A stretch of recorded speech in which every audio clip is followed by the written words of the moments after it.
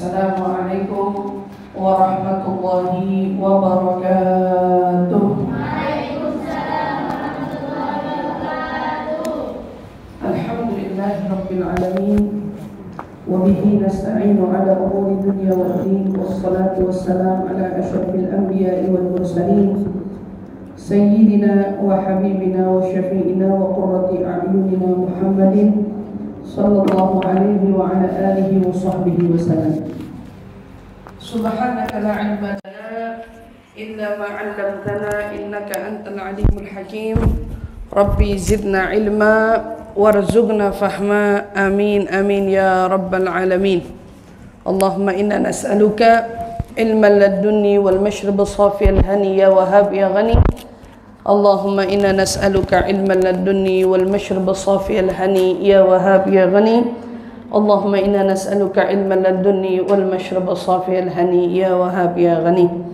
Alhamdulillah, limpahan syukur bersama-sama kita panjatkan kehadirat Allah Subhanahu wa taala yang mengumpulkan kita bersama di waktu siang ini di dalam perkumpulan bersama kita membaca daripada maulid Nabi kita Muhammad sallallahu alaihi wasallam, yang mudah-mudahan insyaallah maulid yang kita baca ini dapat menjadikan kita sebagai umatnya yang tiap harinya kian mendekat kepada Nabi kita Muhammad, umatnya yang semakin memiliki ikatan, yang semakin terikat kepada junjungan Nabi Muhammad sallallahu alaihi wasallam.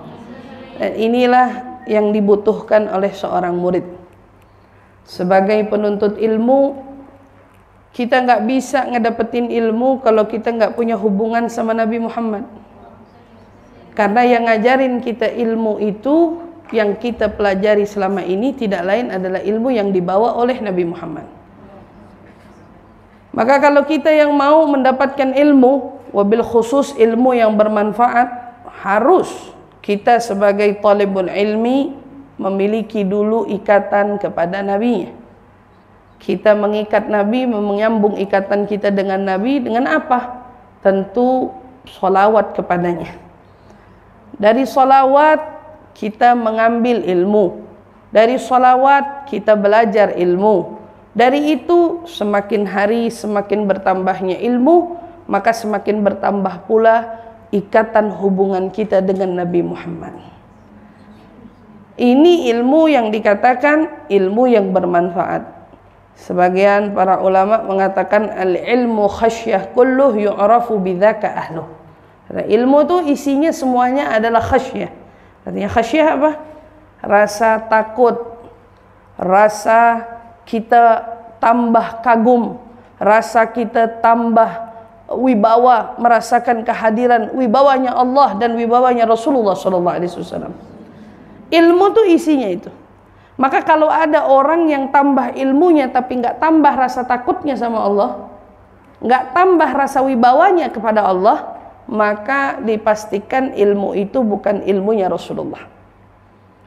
Karena ilmunya Rasulullah itu membawa kita semakin merasakan keagungan Allah, merasakan kebesarannya Allah, membuat kita semakin tunduk dan takut kepada Allah. Ini ilmu yang benar, ilmu yang memang sepatutnya kita perdalam, yang insya Allah mudah-mudahan kalian semua yang duduk di sini tidak salah tempat di dalam memperdalam ilmu syariat, karena kalian berada di tempat yang tentunya dengan guru-guru yang sanadnya menyambung dengan Nabi Muhammad, yang ilmu yang diajarkan adalah ilmu syariatnya Nabi Muhammad. Mereka guru-guru kalian insyaallah Al-Habib Abdul Qadir dan Ustazah Syarifah Nikmah insyaallah yang ngajarin kalian adalah orang-orang yang juga memiliki ikatan yang dekat kepada Nabi Muhammad sallallahu alaihi wasallam. Maka pererat hubungan kita kalau kita mau semakin banyak mendapatkan ilmu yang bermanfaat. Semakin jalin hubungan kita, wabil khusus ini tempat namanya Ummul Hajun. Ummul Hajun ini nisbatnya ke siapa? Ummul Hajun nisbatnya adalah kepada Sayyidatuna Khadijah. Setiap tempat di mana di situ ada nama terkhusus, maka tempat itu menjadi tempat diamnya sahibul isim. Diamnya yang punya nama. Begitu yang dikatakan oleh guru-guru kita. Masalan ke Sayyidil Habib Umar, waktu beliau memberi nama Darul Mustafa, Darul Zahra di tempat-tempat itu semua, beliau memberikan nama itu dengan harapan besar bahwa di tempat itu sahibul isim mukim di sana. Kalau Darul Mustafa berarti Rasulullah yang ada di situ. Kalau Darul Zahra berarti Sayyidatuna Fatimah yang ada di situ. Fa antum namain tempat ini Ummul Hajun. Habib Abdul Qadir mungkin namain ini tentu dengan isyarah, tentu dengan bisyarah, tentu dengan musyawarah. Nah, ini beda isyarah. Sufi, isyarah wal bisyarah dan musyawarah dari siapa? Gurunya Sayyidil Habib Umar. Fa'akid nama ini nggak mungkin dinamakan, disambungkan nama ini kepada Sayyidatuna Khadijah, melainkan harapannya Sayyidatuna Khadijah selalu ada di sini. Harapannya kalian yang belajar adalah orang-orang yang insya Allah bisa memetik pelajaran dari seorang Sayyidah Khadijah, menjadi anak-anak yang tumbuh, menjadi anak-anak yang semakin mengikuti jejak hidupnya seorang wanita surga, yaitu Sayyidatuna Khadijah. Itu yang diharap dengan harapan kita juga, selain menyambung hubungan dengan Rasulullah, kita juga nyambung hubungan ala sahibul isim hadzal mabna. Ini tempat dibangun sama siapa? Oh, dibangun sama Habib Abdul Qadir, kemudian dinamakan dengan isyarah, dengan bisyarah, dinamakan Ummul Hujun. Nggak mungkin nggak ada maksud di balik itu semua. Apa maksudnya? Ingin mencetak generasi hari ini menjadi anak-anak yang bisa berperilaku dengan perilakunya Sayyidah Khadijatul Kubra, dan juga tentunya dengan Sayyidatuna Fatimah Zahra. Insyaallah mudah-mudahan ilmu-ilmu yang kalian serap, yang kalian pelajari bisa membentuk diri kalian, membentuk karakter kalian menjadi anak-anak yang berperilaku seperti wanita-wanita mulia, wanita-wanita surga Sayyidatuna Khadijah dan Sayyidatuna Fatimah Zahra. Insyaallah, amin amin ya rabbal alamin. Sedikit saya mau ngingetin, mungkin antum hawalai umur berapa nih Ustazah? Antara 10 sampai 24. 10 sampai 24. Masya Allah, tabarakallah. Fi umrukum adha, di umur-umur ente orang ini, umurnya juga saya waktu itu berangkat ke Hadramut pertama kalinya. Waktu itu saya berangkat ke Hadramut di umur 11 tahun, di tahun 2000 tepatnya. Tahun 2000 persis, baru perpindahan tahun, berapa hari kemudian dari situ saya berangkat ke Hadramut. Saya belajar di situ, kebetulan umur anak yang paling kecil waktu itu adalah umurnya saya. Yang paling kecil waktu itu di Hadramut. Belajar di Darul Zahra, umurnya waktu itu berangkat 11 tahun. Baru mau beranjak ke angka 11 tahun. Umurnya 11 tahun karena saya berangkat di Januari, saya ulang tahunnya di bulan Mei. Belum sampai 11 tahun udah sampai ke Hadramut, alhamdulillah.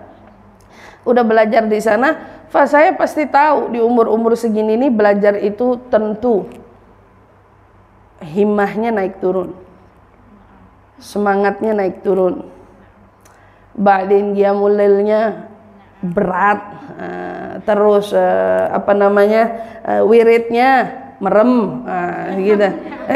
Ini naam-naam nih Ustaznya nih di samping. Masya Allah, belajarnya penuh juga rintangan, kemudian diiringi dengan beratnya kita bangun malam, ditambah lagi masih beratnya mata untuk terbuka di dalam membaca wirid dan lain sebagainya. Apa yang antum rasa, pernah saya rasa dulu. Saya pernah ngerasain, bahkan berangkat ke Hadramut, ngitung angka 1 sampai 10 nggak bisa. Bil Arabiyah gitu. Nggak bisa ngomong wahid itsnain tsalatsa. Baru sampai di Rabi'ah khamsah udah berhenti. Karena waktu itu berangkat nggak bisa ngomong bahasa Arab. Waktu berangkat di sana. Tapi subhanallah, Allah Subhanahu wa taala memudahkan setiap orang yang di dalam hatinya punya kesungguhan di dalam menuntut ilmu. Pada saat itu saya mau berangkat ke Hadramut, orang baru pulang dari Hadramut bilang, "Ente beneran mau berangkat ke Hadramut? Isinya tanah doang, isinya gunung batu doang," katanya dia bilang. Kalau ente di sini sekarang dibikinin miniaturnya Tarim, masya Allah, sama Habib Abdul Qadir, sama Ustazah Nikmah dibikinin miniaturnya Tarim. Dulu kita nggak punya bayangan tentang Tarim, tidak terbayang karena nggak ada foto yang mewakili gambarnya Tarim. Kalau sekarang gambarnya Tarim di mana-mana. Kalau dulu zaman kita mau berangkat dibilangin isinya tanah, isinya batu. Apa yang ente mau cari di sana? Tapi besarnya harapan adalah banyaknya kisah-kisah kaum sholihin yang kita dengar masjid kita dulu salafun salihin yang Habib Abdullah bin Alwi Al-Haddad, kita dengar tentang Imam Faqihil Muqaddam, kita dengar tentang para habaib-habaib tarim lainnya yang mendatangkan semangat kalau kita kepengen kayak mereka. Ada himmah basitah, ba'idah, himmah kecil tapi jelas jauh dari cita-cita yang mau kayak Imam Haddad, yang mau kayak Imam Faqih, jauh. Tapi alhamdulillah, cuman keinginan kecil itu akhirnya mengantarkan kita sejengkal lebih dekat dengan mereka. Ngerasain lebih dekat dengan Imam Haddad, ngerasain lebih dekat dengan Imam Faqih, ngerasain lebih dekat dengan Syekh Abu Bakar bin Salim dan lain-lain para alim ulama yang dikuburkan pemakamannya di sana. Dan tentu himmah itu yang menguatkan niat kita mau belajar. Dan Allah Subhanahu wa taala di saat talibul ilmi punya niat mau belajar, Allah bakal bukain futuh di sana. Ada sebuah kisah kitab yang dikarang oleh Al-Imam Bajuri. Mungkin kalian pernah dengar-dengar, kalau belum pernah dengar, mungkin kalian bisa cari-cari tahu kitab apa tuh. Banyak karyanya Imam Bajuri. Al-Imam Bajuri punya nama Ibrahim bin Muhammad Al-Bajuri. Al-Bajuri diambil dari nisbat satu wilayah, satu kotanya. Imam Bajuri ini dulu ngajar di mana? Ngajar di Azhar. Beliau adalah Syekh Azhar di Mesir. Apa yang saya mau angkat dari kisahnya Imam Bajuri? Al-Imam Bajuri seorang ulama yang membuat karya kitab yang begitu banyak. Dulu waktu masa dia nuntut ilmu di Azhar, dia nuntut ilmunya di kota di Azhar di Mesir. Waktu dia belajar, dia pernah bertemu di titik nggak paham-paham sama pelajarannya. Diterangin nggak paham, dikasih tahu nggak paham, terus dia berusaha nggak paham juga, sampai teman-teman sesama belajar yang belajar sama beliau, teman-temannya udah pada lebih dulu belajar, lebih dulu pindah kitab, lebih dulu pindah kelas, lebih dulu paham, tapi ini Imam Bajuri masih stuck di situ nggak paham-paham. Sampai akhirnya dia bilang apa? Udah kayaknya memang saya ini otaknya bebel, saya punya otak nih kayaknya memang nggak pinter.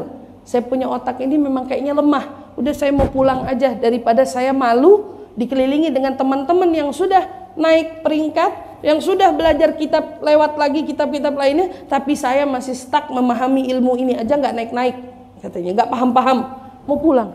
Subhanallah, dia keluar dari Masjid Azhar. Baru keluar dari Masjid Azhar, dia nemu ada semut kecil lagi coba naik tiang. Tiap kali semut itu naik, dia jatuh. Tiap kali semut itu coba naik lagi, jatuh lagi. Tiap kali semut itu naik, jatuh lagi. Terus begitu. Akhirnya apa? Imam Bajuri merenung. Semut aja nggak pernah patah semangatnya. Dengan upaya dia mau naik ke atas tiang yang begitu tinggi, tapi dia nggak berhenti karena jatuh terus kemudian dia pindah jalan. Enggak, dia coba lagi, sampai Imam Bajuri lihat semut itu naik, semut itu sampai ke tiangnya. Kata Imam Bajuri, kalau saya punya semangat kayak semut itu, saya juga pasti bakal sampai. Kalau saya punya semangat itu, saya pasti bakal sampai. Pak Imam Bajuri akhirnya balik lagi, dia mudgin lagi, dia semakin lagi belajar, dia semakin rajinin dirinya lagi untuk belajar. Ala kulli hal, semut itu naik ke atas dari tiang, Al-Imam Bajuri naik ke atasnya Azhar. Dia akhirnya jadi Syekhul Azhar, bahkan dia jadi syekh tinggi di Universitas Azhar pada masa itu, saat itu. Wa hakadzal ilm, begitu juga ilmu. Setiap kali kalian membuka diri kepada ilmu, ilmu akan masuk kepada kalian. Adapun lemah, patah semangat, itu adalah kalian menutup pintu ilmu masuk ke dalam diri kalian. Di saat ente pergi madrasah, ente pergi sekolah di waktu pagi, jalannya ente lemas, mata masih ngantuk, itu pintu pertama yang ente buka untuk kasal, untuk malas. Pintu pertama yang ente buka, ilmu susah masuk. Pintu pertama yang ente buka, paham gak bisa masuk. Tapi kalau ente mulai pagi hari masuk madrasah, ente punya himmah, jalannya diiringi dengan semangat, kemudian diiringi dengan pakaian yang tertata dengan rapi, menunjukkan kalau kalian memang ingin kepada ilmu, ilmu jauh lebih ingin kepada kalian. Dulu saya paling gerah ngelihat orang belajar di kelas, tapi mohon maaf kerudungnya miring sana, kerudungnya miring sini, badan mungkin rambutnya kelihatan, terus bajunya kayaknya 3 hari nggak dicuci, atau mungkin ya pokoknya kelihatan lusuh banget ini belajar. Kayaknya beda banget sama apa yang digambarkan oleh junjungan Nabi kita Muhammad SAW pada saat malaikat Jibril datang kepada Nabi kita Muhammad yang mau belajar tentang Islam, tentang iman, tentang ihsan. Bagaimana keadaan malaikat kala itu? Apakah malaikat Jibril datang dengan penampakan yang lusuh? Seperti orang Badui dari gunung datang ke mana? Tidak. Tapi kala itu malaikat Jibril menampakkan wujudnya menjadi seorang manusia, bahkan yang berperawakan tampan, rambutnya klimis, bahkan debu aja seolah sungkan untuk nempel di bajunya. Masya Allah, itu menunjukkan hayatul ilm. Semangatnya orang kalau menuntut ilmu harus kayak gitu. Semangatnya orang belajar harus macam itu. Fa antum walaupun sakannya di sini, madrasahnya di sini harus punya iqbal sama ilmu, semangat sama ilmu, tetap beda walaupun madrasahnya cuma beda lantai. Sakannya di atas mungkin, belajarnya di sini misalnya, tetap ana mau madrasah, ana mau belajar, rapiin pakaiannya. Hadza awal, itu adalah langkah pertama. Kalau orang dari awalnya sudah nggak punya himmah itu wajar aja. Kalau ternyata begitu di madrasah gurunya nyampein dia merem. Gimana ilmu mau masuk? Tidak ada yang menjadi sekelas Imam Syafi'i, nggak ada yang jadi sekelas Imam Malik, nggak ada yang jadi para tokoh-tokoh besar kalau di kelasnya merem. Mereka semua justru menahan kantuknya di waktu malam, bukan lagi di kelas. Di waktu malam mereka terjaga, sehingga akhirnya Allah pilih mereka menjadi guru-guru besar bagi kita, orang-orang yang ingin memperdalam ilmu agama Nabi Muhammad Sallallahu Alaihi Wasallam. Maka saya juga pernah ngalamin begitu, tapi akhirnya saya kembalikan tujuan dan tiket saya mau belajar, menuntut ilmu. Maka saat saya melihat teman-teman saya ikut tertidur di waktu Qiyamul Lail, saya justru pada akhirnya disadarkan. Walaupun dulu saya bandel banget. Bandelnya apa? Ngantuk, tidur di sini nggak puas dibangunin terus. Saya pergi ke kamar mandi, tidur di kamar mandi. Oh banyak. Banyak yang kayak gitu juga. Saya pergi tidur ke kamar mandi. Tapi ya minal ayam, sebelum setahun saya ditarik, saya kemudian mikir, saya datang ke sini buat apa? Waktu terus berlalu dan gak ada yang bisa dari kita putar balik kepada waktu. Betul kan gitu? Di saat saya duduk di dalam musalla kita, saya lihat ada yang tidur, ada yang melek. Kan gitu pasti. Apa semuanya tidur, Ustaz? Pasti ada yang melek, ada yang tidur kan? Saya mikir sambil duduk ya, sambil liatin. Kenapa ada yang melek, kenapa ada yang ngantuk? Kok bisa ada yang nggak ngantuk, kok bisa ada yang ngantuk? Apa yang memicu orang ngantuk, apa yang memicu dia bangun? Maka kalau urusan ngantuk saya udah ngerasain, maka saya deketin yang nggak ngantuk. Saya duduk sebelah yang nggak ngantuk. Saya bilang sama dia, kenapa ente bisa nggak ngantuk? Kok bisa ente orang semuanya ngantuk, ente doang nggak ngantuk? Bahkan ente bisa baca dengan lantang. Jawabannya apa? Karena saya baca wirid lantang. Di saat saya baca wirid lantang, ngantuknya kabur. Tapi di saat ente baca wiridnya, Bismillahirrahmanirrahim, Alhamdulillahirrahmanirrahim, ente lagi diindung-indung. Betul apa enggak? Di saat kita baca wirid, Bismillahirrahmanirrahim, Yasin wal Qur'anil Hakim, jatuh khulasahnya.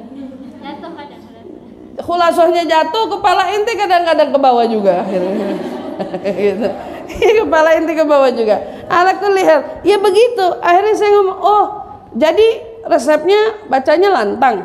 Baca lantang kata dia. Ayo ente duduk sebelah anak ikut baca. Saya pun memulai membaca wirid dengan suara yang lantang. Pada akhirnya mundu dzakal yaum, semenjak hari itu sampai saya pulang, alhamdulillah saya nggak pernah lagi ngerasain yang namanya baca wirid matanya merem. Nggak pernah lagi. Alhamdulillah akhirnya karena semangat begitu malah dipilih jadi Gismul Ibadah. Dipilih ngapain? Bangunin orang Qiyamul Lail.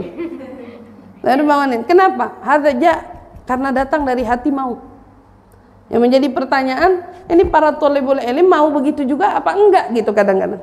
Kadang-kadang mau nggak mau beda tipis. Maunya kadang di lisan, hatinya belum tentu mau. Tapi insya Allah saya yakin nanti orang yang sudah belajar di tempat yang semacam ini, tempat yang indah, yang bagus, dengan nama yang begitu luar biasa, nisbatnya bersambung kepada istri tercinta Nabi Muhammad SAW, dengan guru-guru yang luar biasa. Tanya Habib Abdul Qadir, Habib Abdul Qadir nggak bakal jadi begini kalau dulu waktu di kelas tidur. Nggak mungkin. Tanya berapa malam beliau bergadang. Berapa malam beliau harus terjaga untuk mutalaah, untuk belajar sampai akhirnya beliau punya tempat semacam ini. Sampai Zufi, sampai sekarang nih istrinya nih saksinya. Sampai sekarang mutalaah, belajar, mengkaji, akhirnya jadi seorang beliau. Faya enggak, kalau kita benar-benar sungguh-sungguh dalam talibul ilm, ente orang ilmu bakal datang kepada kamu sesuai dengan kamu yang mau menyambut ilmu. Tapi kalau ente sambut ilmu dengan Masya Allah, dengan ngantuk, dengan lemes, mana? Bahkan berkahnya wirid juga nggak mau masuk ke kita. Kenapa? Karena kita bacanya lemes, nggak punya iqbal, nggak punya semangat.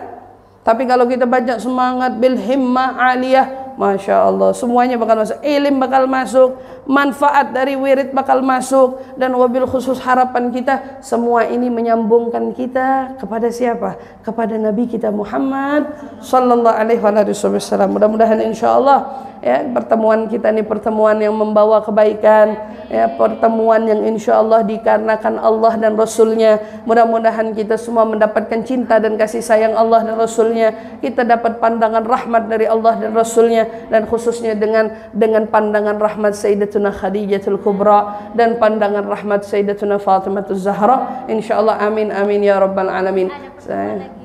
Amin insyaallah. Mudah-mudahan hari ini kita bertemu insyaallah karat marat. Setelah ini kita akan bertemu lagi dan lagi. Amin ya rabbal alamin. Mudah-mudahan Rabbana anfa'na bi barakatihim wahdinal husna ya Rabb bi hurmatihim wa amitna ya Rabb fi tariqatihim wa mu'afati minal fitani. Barakallahu fikum. Mudah-mudahan Allah berikan kalian semua ilmu yang bermanfaat, manfaat fid dini wad dunya wal akhirah. Saya Aisyah Farid bin Syekh Abu Bakar titip doa sama kalian. Syuf hadza ayyamul ghaliyah. Kalau ente tahu waktu menuntut ilmu adalah waktu termahal yang kalian punya. Doain saya Aisyah Farid bin Syekh Abu Bakar, doain orang tua kalian di rumah, doain umat muslimin muslimat, karena doa kalian insyaallah mustajab. Barakallahu fikum wa jazakumullah ala ihsanil iqbal, ala husnul iqbal. Terima kasih banyak. Mudah-mudahan insyaallah pertemuan kita membawa kebaikan fid dunya wal akhirah. Amin ya rabbal alamin. Kita doakan Habib Abdul Qadir mudah-mudahan dengan Ustazah Syarifah Ni'mah Allah panjangkan umurnya, Allah sehatkan badannya, Allah berkahi rumah tangganya, Allah berkahi majelis ilmunya. Mudah-mudahan tempatnya dicurahkan banyak hujan rahmat dari Allah Subhanahu wa taala, dan ilmunya menjadi ilmu yang manfaat fid dunya wal akhirah. Amin ya rabbal alamin. Ala hadhihi niyyah wa ala kulli niyatin salihah wa ila hadratin nabi. Al-Fatihah. Bismillahirrahmanirrahim. Alhamdulillahirabbil alamin. Arrahmanir rahim. Maliki yaumiddin. Iyyaka na'budu wa iyyaka nasta'in. Ihdinas siratal mustaqim. Siratal ladzina an'amta 'alaihim ghairil maghdubi 'alaihim waladdallin. Amin amin ya rabbal alamin.